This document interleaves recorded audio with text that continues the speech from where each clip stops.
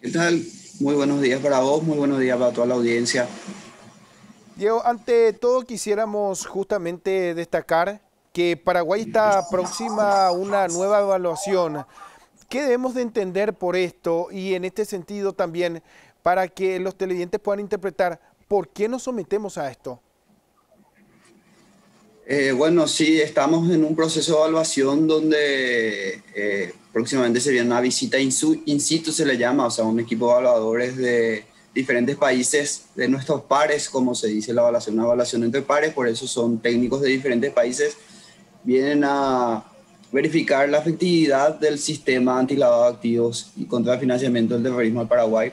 Es una evaluación que Paraguay, por supuesto, se somete voluntariamente porque ha adoptado legalmente las 40 recomendaciones del GAFI como eje temático referencial para todo lo que es la lucha del lavado de activos y el financiamiento del terrorismo en su modelo preventivo, que es básicamente el rol que cumplen los sujetos obligados, que cumple las diferentes intenciones que buscan prevenir que no se cometan estos ilícitos, y también el sector represivo del sistema, que son las autoridades de orden público que se dedican a la investigación y a los procesos, como por ejemplo, desde luego, el Ministerio Público, el Poder Judicial, las diferentes autoridades operativas como la CENAC, etcétera, ¿verdad? Entonces, una evaluación muy importante, una evaluación que se da después de varios años, porque Paraguay está en particular, es la cuarta ronda de evaluación, o sea, esta es la cuarta vez que Paraguay se está siendo revisado en función a la metodología de Gafi.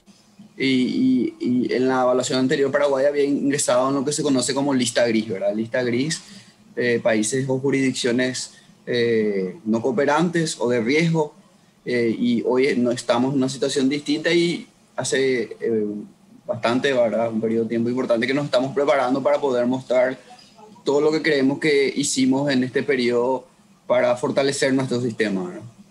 Ahora hablamos de la CEPREDAT como organismo también de prevención. En este caso, la efectividad en cuanto a la prevención puede sumar puntos por hacer, digamos, más prácticos. Pero a la vez esto de cierta manera podría tener otro tipo de repercusión en atención a que si hay mucho en cuanto a destacar, en cuanto a intervenciones, significa de que todavía estamos dentro de un país con alto riesgo o se toma en cuenta la efectividad de la institución en lo que hace a intervención. Eso es lo bueno e interesante que tiene la metodología, ¿verdad? Que cuando hablamos de efectividad del sistema, hablamos de 11 componentes que son diferentes y se miden todos por separado, ¿verdad? Entonces uno puede decir, sí, yo tengo muchas quizás causas por lavado o CEPRELAT tiene muchos informes de lavado, pero también en correspondencia se mide qué tanta supervisión se hace, qué tanto se sanciona, qué tanto se coordina. Entonces es un conglomerado, ¿verdad? Que haya muchos casos, o sea, lo voy a plantear a la inversa, ¿verdad? Que haya pocos casos no significa que tampoco que el país sea un país que no tiene lavado de dinero en el país, ¿verdad? Puede significar, por el contrario, que las autoridades de investigación no están funcionando. Entonces, se busca la medida justa de que haya casos, que haya condenas, que haya sanciones conforme a los riesgos y a la realidad propia de cada país, ¿verdad? Porque no es lo mismo la evaluación de Panamá que la de Paraguay, la de Uruguay que la de Paraguay, la Argentina que la de Paraguay. Se entiende como que cada país es distinto y asimismo también se ve todo lo que es cómo se manejan los sujetos obligados, es decir, los bancos, las financieras, las casas de bolsa, cómo se maneja el supervisor, es decir, qué también supervisa el Banco Central, si hay sanciones administrativas, si supervisa el INCOP, la CNB, qué tanto se maneja la información de inteligencia, cómo, eso, qué quiere decir, se mide cómo utiliza la información que le proveen sus sujetos obligados, cómo construye los casos, si le pasa sus casos al Ministerio Público, si le sirve realmente a la Fiscalía, ¿verdad? Porque puede ser que no puede enviar muchos casos y si nos son o no son útiles, se mide cuántos procesos hay, se mide si hay condenas, se mide si hay comisos, se mide si hay coordinación, si hay cooperación internacional, porque el lavado tiene un componente de transnacionalidad muy importante, también el financiamiento del terrorismo, desde luego. Y así cada factor es independiente y tiene un puntaje distinto, básicamente de bajo, moderado, sustancial, ¿verdad?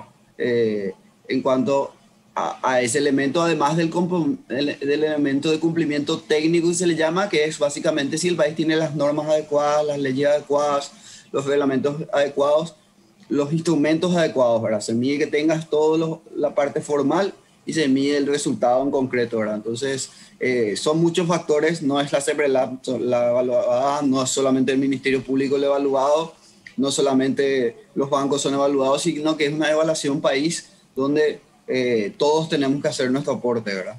Ahora, cuando hablamos específicamente de la CEPRELAT, ¿qué cambios se hicieron de un tiempo a esta parte para poder acompañar este llamado a atención, por decirlo así, por parte de los miembros de Gafilat, que nos valió estar justamente en la lista gris? Cuando hablamos de poder avanzar, hablamos también de un proceso de transparencia, de ajustes, y en este sentido, ¿qué tipo de cambios se dieron en estos últimos tiempos? CEPRELAB creo que es una de las instituciones que hizo más y ajustes más importantes, o sea, muchos ajustes y ajustes más importantes. Primero, se modificó la ley 1015 de la CEPRELAB, las modificaciones, los artículos que fueron modificados en nuestra ley nos permiten adoptar el enfoque de gestión y administración de riesgo que pide la metodología Gafi. Eso nos permitió a nosotros actualizar. Nosotros hemos emitido en este periodo de 2019-2020 más de 10 nuevos reglamentos de prevención para todos los sectores obligados, los bancos, las financieras, las casas de bolsa, las cooperativas, las remesadoras, el sector de juego de azar, las casas de cambio, inmobiliarias, vehículos, joyas y metales preciosos, todos tienen reglamentos nuevos de prevención con el enfoque de la metodología nueva. Eso es muy importante porque tenemos que tener un sistema homogéneo, coherente. CEPRELAB también, justamente,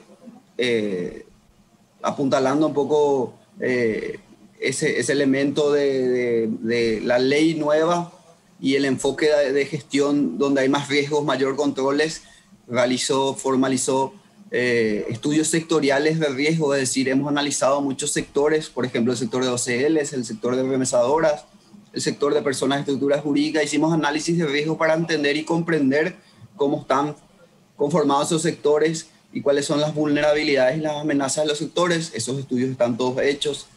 También hemos actualizado lo que llamamos nosotros las matrices de riesgo de supervisión. Con apoyo del BID hemos elaborado nuevas matrices de riesgo para la hora de supervisar. Está sustentado en un análisis de riesgo de diferentes factores.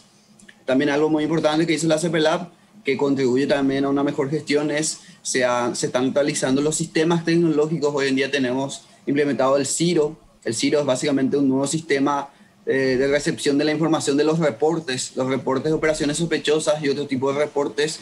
Están todos en un nuevo sistema informático mucho más moderno, que está también apoyado en otro sistema de inteligencia artificial que permite cruzar automáticamente las fuentes de información, y eso desde luego va a generar que las alertas se disparen mejor, ¿verdad? Cuando hay más riesgo, siempre la tecnología, y más en este tipo de trabajos, ayuda, teniendo en cuenta que uno recurre a muchas fuentes de información a la hora de definir si constituyen un caso y a la hora de medir las alertas, porque se reciben muchos reportes de operaciones sospechosas de diferentes sectores, ¿verdad?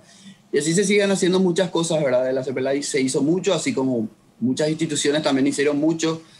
Creemos que todos estos elementos podemos mostrar como resultados positivos y concretos y que ayudan definitivamente a mostrar todo lo que venimos haciendo en este último periodo. Yo te estoy hablando, estos ejemplos básicamente se hicieron en 2 años, todos estos avances importantes en lo que es el fortalecimiento de la CEPRELAB como regulador del sistema y también como unidad de inteligencia que constituye los casos y coayuda con el Ministerio Público, ¿verdad? Con la misión de sus informes de inteligencia financiera.